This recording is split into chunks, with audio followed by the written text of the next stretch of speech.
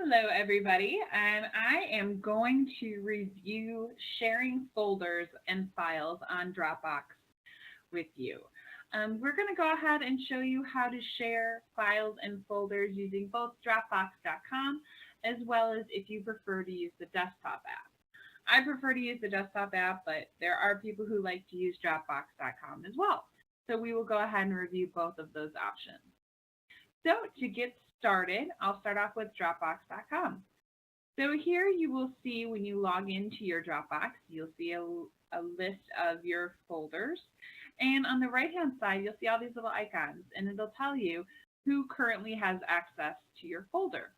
One thing I'm not sure if you're aware, if you go ahead and click on these people, and if you're the administrator of the account, you can actually go ahead and change or remove their access.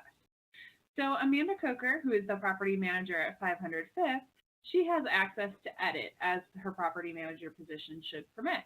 Now, if we did a little drop down, we can also change it to can view. You're going to utilize this for people outside of Brookside properties, such as if you wanted to send a copy of your photos to your for rent representative, your apartments.com representative, this is going to be the better option. Also, say you wanted to go ahead and send copies of your pictures to someone for any kind of print work. You're going to go ahead and use the can view option. Pretty much it's going to make sure that they do not have access to delete or edit any of your folders. So you can go ahead and do that way. So coming back out of there, if you go into the main portion of your folder, which is just going to be your property name, you can go ahead and share from that.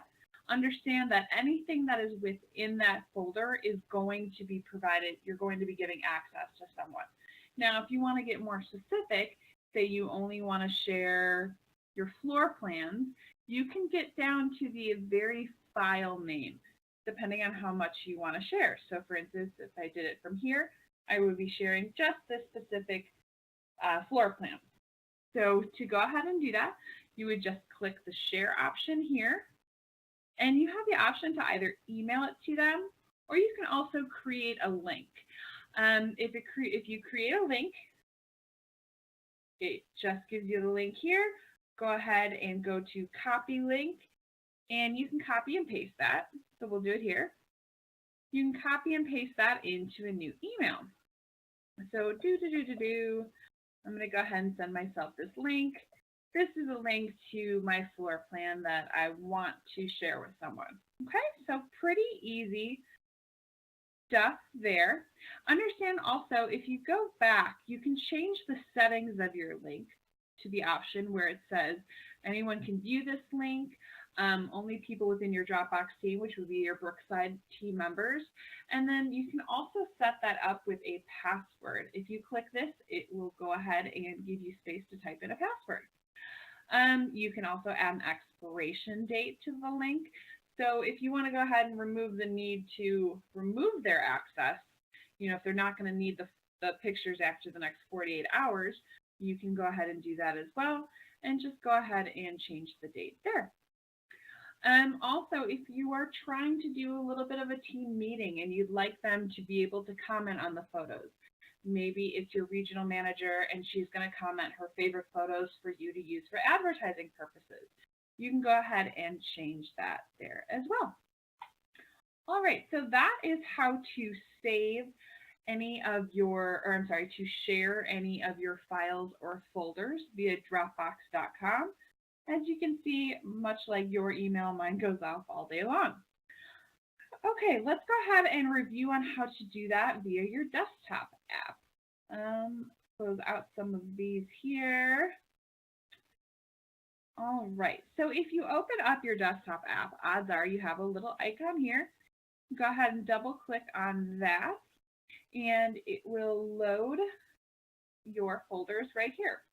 So from that part, all you're going to do is right click on the folder you want to share, and you're going to see a share option with the Dropbox icon right next to it. You can also go down and you'll see that there. This is not the method you want to utilize. It's not going to give you the results you want. So you're going to go ahead and do share that way. And just go ahead and type in the email address. And when there, you can add an optional message, and it gives you that same drop down to give them the option to either be able to edit it or just to view it. All right. And also from this aspect, you can go ahead and get as specific as just sending one single photo. Gives you that option as well. Right click and then go ahead and go to share. Also from this aspect, you can just copy that link. That'll go right into your clipboard, and I can start a new email with it right away. Just go ahead and paste it into the box. So pretty simple. If there's anything that wasn't 100% clear or you had additional questions on, feel free to email me at khogan@brooksideproperties.com, and I'd be happy to clarify for you. Thank you so much.